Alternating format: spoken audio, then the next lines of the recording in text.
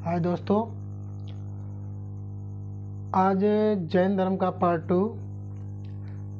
First में जैन धर्म के 24 तीर्थंकरों में से प्रथम तीर्थंकर, जिन्हें संस्थापक के नाम से जाना जाता था, ऋषभदेव, ठीक है ना, उनके बारे में।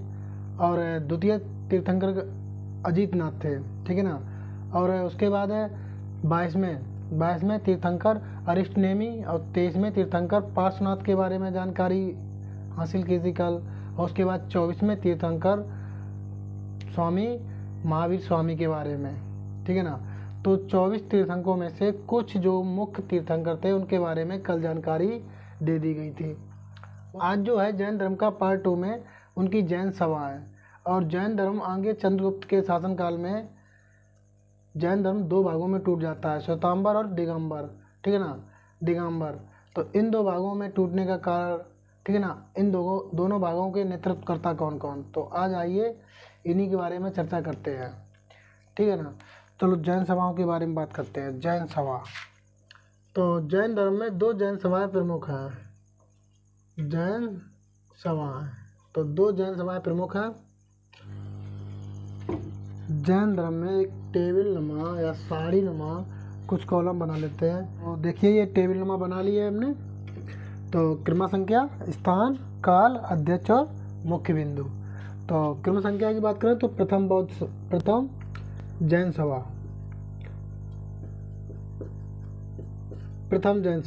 तो प्रथम जैन सभा स्थान पाटलिपुत्र बिहार और काल रहा होगा 300 ईसा पूर्व पाटलिपुत्र बिहार में प्रथम जैन सभा हुई थी। अध्यक्षता इसकी की थी स्थूलभद्र ने,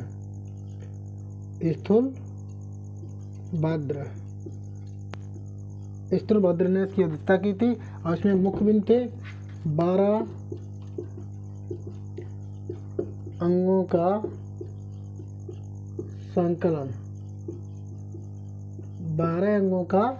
संकलन, ठीक है ना। और साथ ही साथ ये जो अध्यक्षता स्थूलभद्र की अध्यक्षता में जो प्रथम जैन सभा हुई थी, इससे पहले चंद्रगुप्त के शासनकाल में ही ये प्रथम जैन सभा भी हुई थी। साथ ही साथ जैन धर्म दो भागों में टूट चुका था, ठीक है ना। तो दो भाग वो कौन थे, एक था श्वेतांबर और एक था दिगंबर, ठीक है ना। श्वेतांबर वाले श्वेत वस्त्र धारण करते थे और दिगंबर वाले नग्न रहते थे। तो जो श्वेतांबर वाले श्वेत वस्त्र धारण करते थे तो स्थूलभद्र के नेतृत्व में, किसके नेतृत्व में, स्थूलभद्र के नेतृत्व में, स्थूलभद्र, ठीक है ना, स्थूलभद्र। और दिगंबर जो थे वो भद्रबाहु के नेतृत्व में, दिगंबर जो शाखा के थे तो वो भद्रबाहु नेतृत्व करते थे उनका। दूसरी जैन सभा, द्वितीय जैन सभा की अगर बात करी जाए तो ये बल्लभी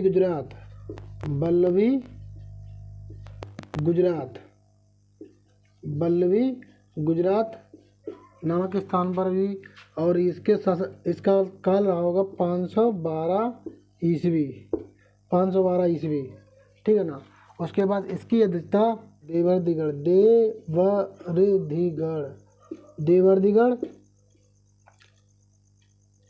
देवर्दिगढ़ क्षमा एमड़ ने की, क्षमा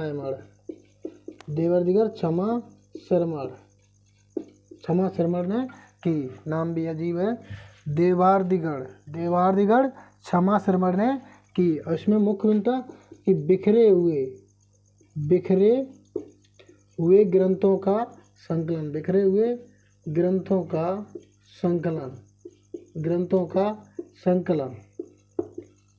संकलन और साथ साथ में क्रमवार व्यवस्थित किया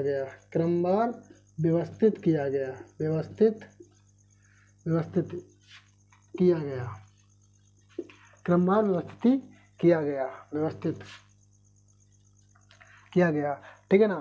तो ये होगी दोनों जैन सभा। प्रथम जैन सभा पाटलिपुत्र बिहार में 300 ईसा पूर्व में स्थूलभद्र की अध्यक्षता में 12 अंगों का संकलन किया गया।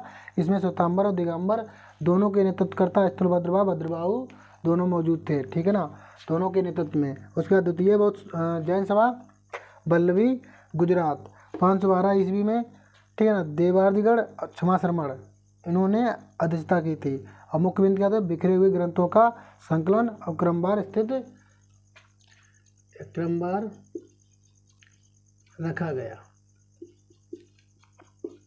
रखा गया, ठीक है ना, ये हो गया। तो उसके बाद अब आते हैं तो 24 तीर्थंकर में से संघ की स्थापना करने वाले महावीर थे। तो महावीर ने संघ की स्थापना की थी, महावीर स्वामी ने संघ की स्थापना की थी, संघ की स्थापना की थी। तो संघ में कितने 11 अनुयायी थे, कितने अनुयायी थे, 11 अनुयायी थे। संघ में 11 अनुयायी थे और 11 अनुयायियों को गणधर कहलाते थे। ये 11 जो अनुयायी थे, अनुयायियों को गणधर कहा जाता था, गणधर, ठीक है ना। संघ में 11 अनुयायी थे और संघ की स्थापना महावीर स्वामी ने की थी और उसमें 11 अनुयायी थे और अनुयायियों को गणधर कहा जाता था। तो महावीर की मृत्यु के बाद, महावीर स्वामी की मृत्यु के बाद, महावीर स्वामी की मृत्यु के बाद इसमें से एक प्रमुख अनुयायी था जिसे सुधर्मन नाम से जानते थे, जिसे मुख्य अनुयायी या हम कह सकते हैं नेतृत्व के रूप में सुधर्मन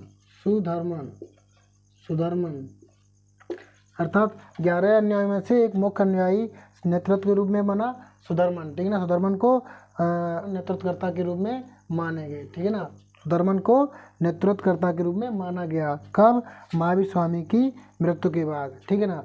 जब सुधर्मन नेतृत्वकर्ता करने लगे तो उसके बाद अभी मैंने थोड़ी देर पहले बताया था कि चंद्रगुप्त के शासनकाल में ही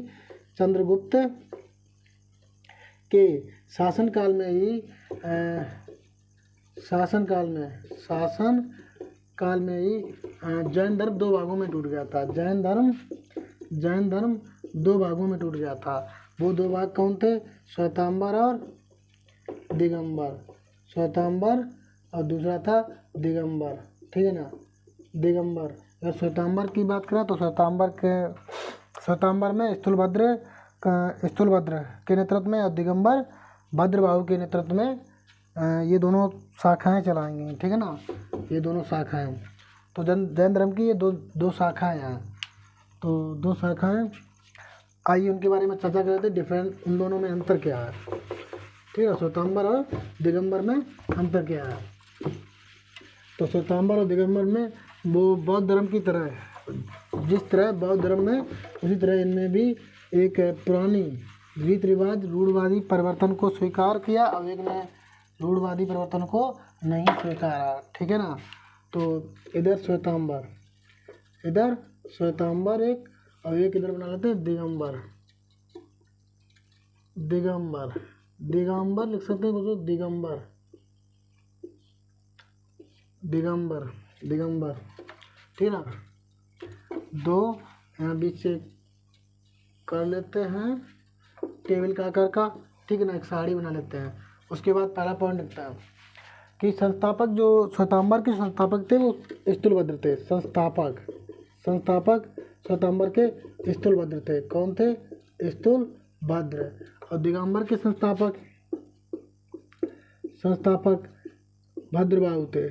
कौन थे, भद्रबाहु, ठीक है ना, भद्रबाहु, ठीक है ना, संस्थापक। और श्वेतांबर में लोग श्वेत वस्त्र पहनने लगे थे।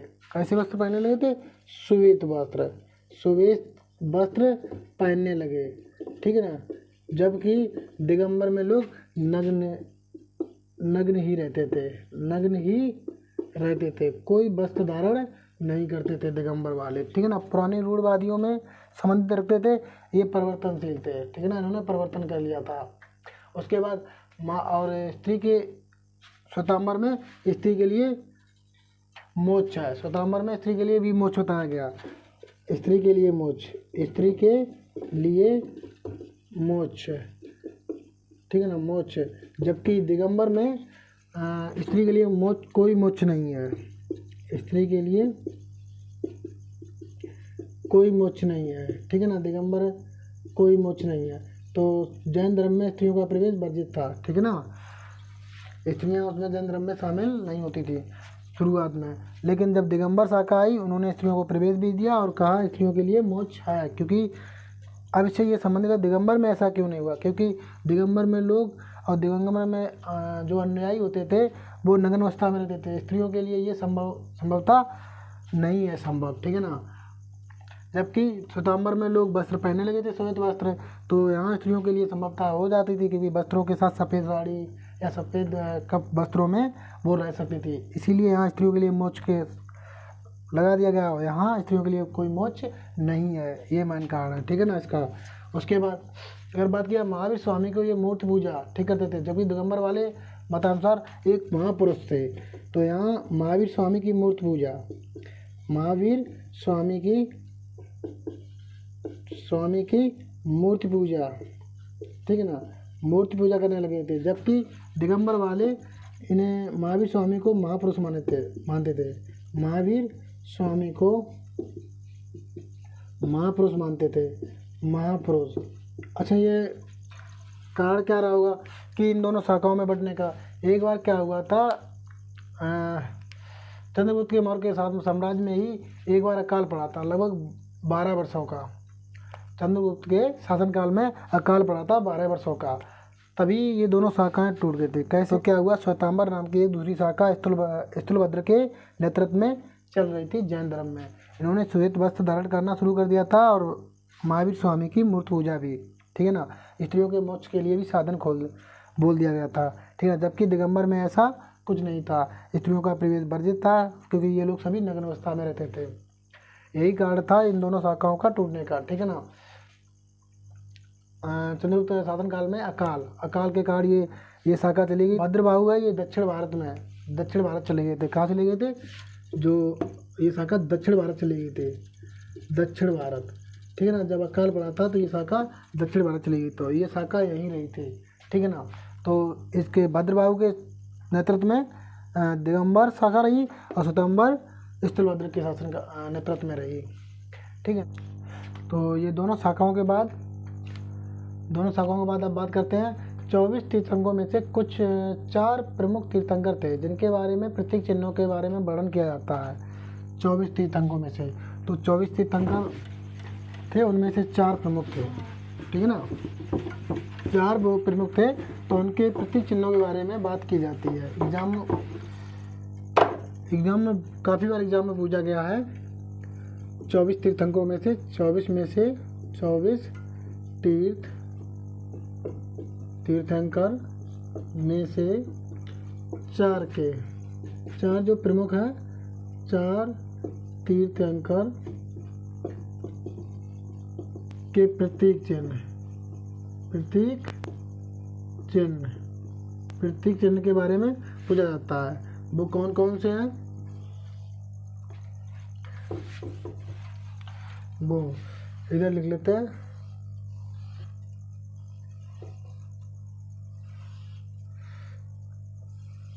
तीर्थंकर इधर लिख लेते हैं प्रतीक, ठीक है ना, प्रतीक। उन तीर्थंकरों को इन प्रतीकों द्वारा बोला जाता है, पहचाना जाता है। तो सबसे पहले थे ऋषभदेव, ठीक है ना, ऋषभदेव जो कि संस्थापक थे या प्रथम तीर्थंकर भी थे और संस्थापक थे। तो ऋषभदेव को वृषभनाथ भी कहा जाता था। तो वृषभ से पता लगता है बैल होता है, ऋषभ से क्या होता है, बैल। तो बैल या वृषभ या सांड इनका प्रतीक चिन्ह है, ठीक है ना, सांड। उसके बाद दूसरे थे अजीतनाथ। दूसरे कौन थे, अजीतनाथ। तो अजीतनाथ को ना प्रतीक क्या था, हाथी। अजीतनाथ का प्रतीक हाथी था, ठीक है ना। उसके बाद फिर आते हैं 23वें तीर्थंकर पार्श्वनाथ, ठीक है ना। तो पार्श्वनाथ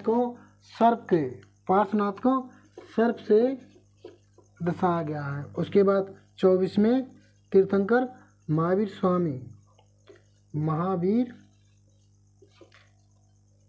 स्वामी, महावीर स्वामी, ठीक है ना।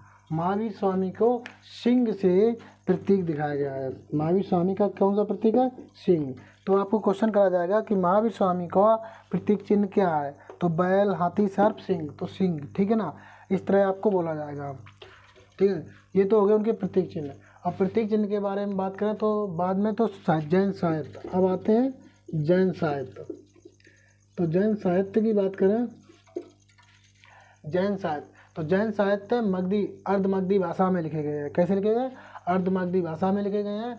इनमें 12 अंगों का, जिन्हें जैन धर्म की सिद्धांत बोलते हैं, जैन धर्म के जितने भी सिद्धांत हैं उनको 12 अंगों में उतार दिया गया था, ठीक है। उसके बाद 12 अंगों में से प्रत्येक के 12 उपांग बने, ठीक है ना। 12 उपांगों का विस्तार किया गया। फिर प्रकीर्ण, प्रकीर्ण क्या होता था? ग्रंथों के परिशिष्ट विश्लेषण किया गया, विश्लेषण जो व्याख्या, 10 प्रकीर्ण। तो लिख लेते हैं कितने अंग बनाए गए? अंग, 12 अंग, ठीक है ना, 12 अंग, जिन्हें हम जैन धर्म के सिद्धांत, जैन धर्म के सिद्धांत, जैन धर्म के सिद्धांतों को 12 अंगों में उतारा गया। उसके बाद उपांग बने, उपांग भी कितने हैं? 12, जिनमें क्या आता था? अंगों के, अंग के मतलब है उपांग 12 अंग। तो अंग का विस्तार, इसमें 12 में क्या? अंग का, उपांग में उपांग 12 है, जिनमें अंग का विस्तार किया गया। क्या किया गया? अंग का विस्तार किया गया। उसके बाद प्रकीर्ण, ठीक है ना। अगर प्रकीर्ण की बात करें तो प्रकीर्ण 10, और 10 प्रकीर्ण क्या थे? इन अंग उपांग जो है ग्रंथों के प्रतिष्ठ विश्लेषण किया गया था। क्या किया गया था? ग्रंथों के परिशिष्ट विश्लेषण, परिशिष्ट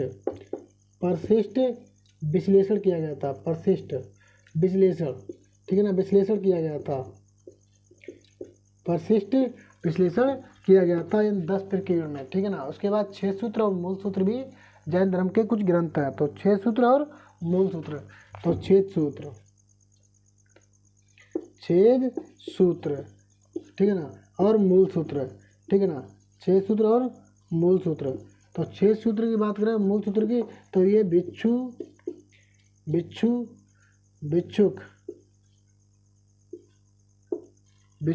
ठीक है ना।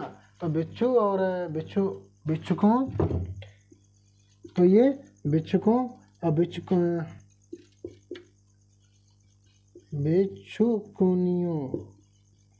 भिक्षुकनियों के नियमों का वर्णन मिलता है। क्या मिलता है? नियमों का वर्णन मिलता है। 6 सूत्र और मूल सूत्र में भिक्षुकों और भिक्षुकनियों के नियमों का वर्णन मिलता है। जैन साहित्य को आगम कहा जाता है। ये सभी जैन साहित्य हैं, इन सभी को हम आगम कह सकते हैं। क्या कह सकते हैं? आगम। तो जैन साहित्यों को आगम कहा जाता है, ठीक है ना। जैन साहित्यों को आगम कहा जाता है। उसके बाद भगवती सूत्र, बात करते हैं भगवती सूत्र की। तो भगवती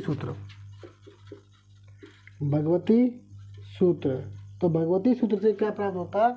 भगवती सूत्र महावीर एवं अन्य जैन मुनियों के जीवन चरित्र के बारे में बताता है। भगवती सूत्र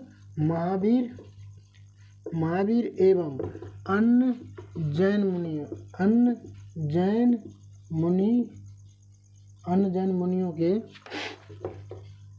जीवन चरित्र के बारे में बताता है। जीवन चरित्र, ठीक है ना, के बारे में बताता है।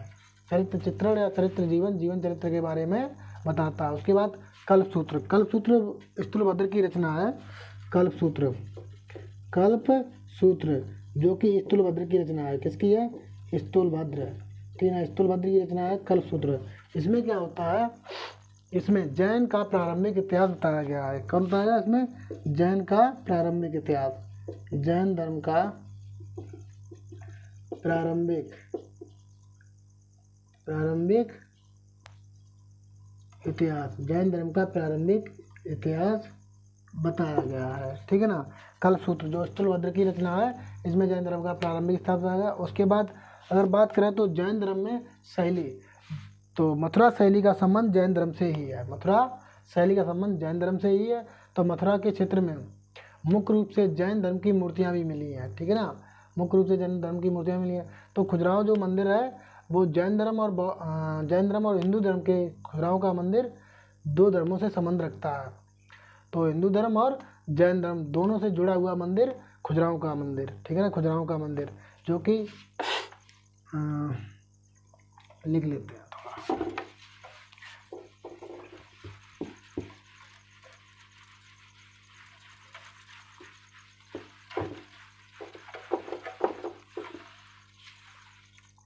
लिख लेते हैं खजुराहो का मंदिर।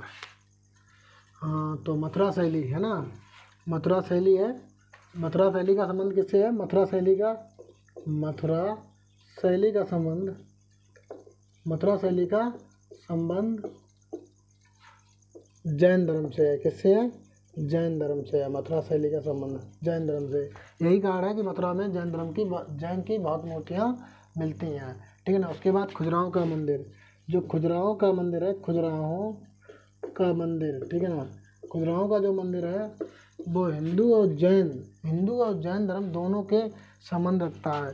तो हिंदू और जैन धर्म, तो हिंदू धर्म और जैन धर्म, हिंदू धर्म और जैन धर्म दोनों से संबंध है, दोनों से संबंधित है, ठीक है, संबंधित है। हिंदू धर्म और जैन धर्म दोनों से संबंधित है खजुराहो का मंदिर। इनमें दोनों के देवी देवताओं के बारे में मिलता है, या हिंदू धर्म जैन धर्म दोनों से जुड़ा हुआ मंदिर कौन है? खजुराहो का मंदिर, ठीक है ना। उसके बाद जो मध्य प्रदेश में है, कहाँ है? मध्य प्रदेश में है, और उसका निर्माण करा चंदेल शासकों ने। किसने कराया?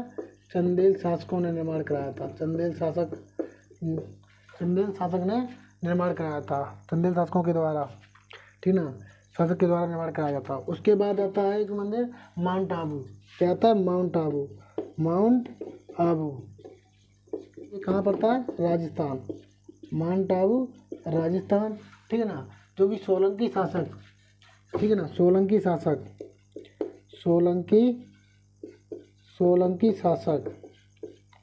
अब माउंट आबू का निर्माण किसके जाता है? सोलंकी शासक का मंत्री था, सोलंकी शासक के मंत्री बिमल शाह को श्रेय जाता है, बिमल शाह को श्रेय जाता है, ठीक है ना, कि जो माउंट आबू का निर्माण कराया राजस्थान में है, ठीक है ना, जो अरावली पहाड़ी पर, ठीक है ना। तो सोलंकी शासक के मंत्री थे बिमल शाह, उनको श्रेय जाता है कि माउंट आबू का निर्माण जैन धर्म का बड़ा मंदिर है, ठीक है ना। उसके बाद एक आता है दिलवरा का जैन मंदिर, दिलवरा का जैन मंदिर, ठीक है ना, दिलवरा का जैन मंदिर, ठीक है। दिलवरा का जैन मंदिर विशाल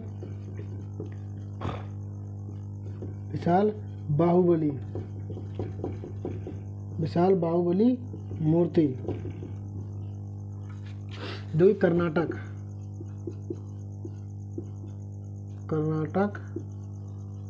ठीक है ना, बाहुबली की मूर्ति है कर्नाटक में श्रवणबेलगोला में, कर्नाटक श्रवणबेलगोला,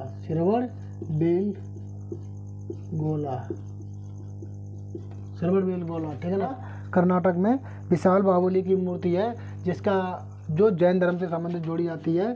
किससे? जैन धर्म से जोड़कर देखा जाता है, जैन धर्म से इसे जोड़ा जाता है। तो इसका निर्माण गंग वंश के मंत्री चामुंड राय ने कराया था। किसने कराया था? इसका निर्माण की बात करें तो निर्माण गंग वंश के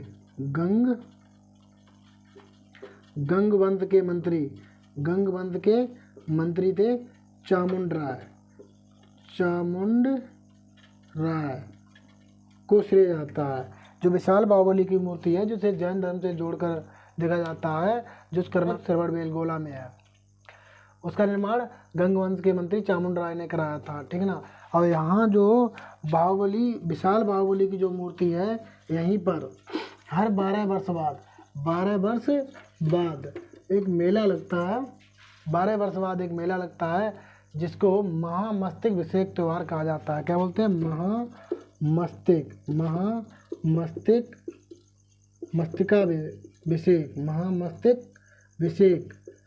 त्यौहार के नाम से जाना जाता है, महामस्तकाभिषेक त्योहार, त्योहार के नाम से जाना जाता है। एक त्यौहार है महामस्तकाभिषेक, ठीक है ना, महामस्तकाभिषेक, मस्तकाभिषेक का यह जो जैन धर्म का सबसे बड़ा त्यौहार है, जैन धर्म का सबसे बड़ा त्यौहार है, सबसे बड़ा त्यौहार है, ठीक है ना, जैन धर्म का सबसे बड़ा त्यौहार है, ठीक है। जो महामस्तकाभिषेक, महामस्तकाभिषेक जैन धर्म का सबसे बड़ा त्यौहार है। और ये महामस्तकाभिषेक किसके उपलक्ष्य में मनाया जाता है? विशाल बाहुबली मूर्ति के उपलक्ष्य में। ये विशाल बाहुबली की मूर्ति किसने निर्माण कराया था? तो गंग वंश के शासक थे चामुंड राय, गंग वंश के शासक, उनके मंत्री चामुंड राय ने कराया था, जो कि कर्नाटक श्रवणबेलगोला में स्थित है। उसके बाद जैन धर्म में मोक्ष के बारे में अगर बात की जाए तो जैन धर्म में मोक्ष के प्रति प्राण त्यागने की जो विधि है उसे संलेखन या संथरा विधि कहते हैं। प्राण त्यागने की विधि, प्राण त्यागने की जो विधि है, प्राण त्यागने की विधि उसे कहते हैं, दो विधियाँ, उन्हें बोलते हैं संलेखन या संथरा विधि, संथरा विधि। अब इस संलेखन और संथरा विधि में क्या है? संलेखन या संथरा विधि, तो इसमें क्या है? इसमें है कि प्राणों को भूखे रहकर त्यागना पड़ेगा। कैसे? प्राणों मतलब भूखे रहकर प्राण त्याग दो, जिसे मोक्ष प्राप्ति कहा जाता है। तो चंद्रगुप्त मौर्य के काल में ही तो ये जैन धर्म अति विस्तारित हुआ था। तो चंद्रगुप्त मौर्य भी अपने अंतिम दिनों में श्रवणबेलगोला में भूखे रहकर प्राण त्याग दिए थे। चंद्रगुप्त ने भी श्रवणबेलगोला में भूखे रहकर प्राण त्याग दिए थे। रिवीजन कर लेते हैं। मथुरा शैली का संबंध जैन धर्म से है। और खजुराहो का मंदिर जो मध्य प्रदेश में चंदेल शासकों द्वारा निर्माणित किया जाता है, हिंदू धर्म और जैन धर्म दोनों से संबंध रखता है, ठीक है ना। और जो माउंट आबू जो राजस्थान अरावली पर्वत श्रेणी में और सोलंकी शासक के मंत्री विमल शाह को श्रेय जाता है माउंट आबू का निर्माण कराने में। दिलबरा का जैन मंदिर, ठीक है ना, और दिलबरा का जैन मंदिर भी है एक। उसके बाद विशाल बाहुबली मूर्ति जो कर्नाटक श्रवणबेलगोला, बेलगोला, ठीक है ना, बेलगोला श्रवणबेलगोला में स्थित है, ठीक है ना। इसका निर्माण गंग वंश के मंत्री चामुंड राय ने कराया था, जो जैन धर्म से जोड़कर देखी जाती है। उसके बाद श्रवणबेलगोला में जो विशाल बाहुबली की मूर्ति है, वहीं पर 12 साल बाद महामस्तकाभिषेक नामक एक त्यौहार मनाया जाता है, जो जैन धर्म का सबसे बड़ा त्यौहार है, ठीक है ना। उसके बाद प्राण त्यागने की भी संलेखन और संथरा विधि मानी जाती हैं। तो प्राण त्यागने की विधि क्या होती है? भूखे रहकर प्राणों को त्याग दिया जाता है। भूखे रहकर किस तरह? भूखे रहकर, ठीक है ना, भूखे रहकर प्राणों को त्याग दिया जाता है, जिसे मोक्ष कहा जाता है। ये हो गया आपका जैन धर्म, ठीक है ना। आई होप अच्छे से समझ में आया होगा। और लाइक करिए, सब्सक्राइब करिए और कमेंट भी करिए, ठीक है ना। आपको वीडियो कैसी लगी? ठीक, थैंक यू।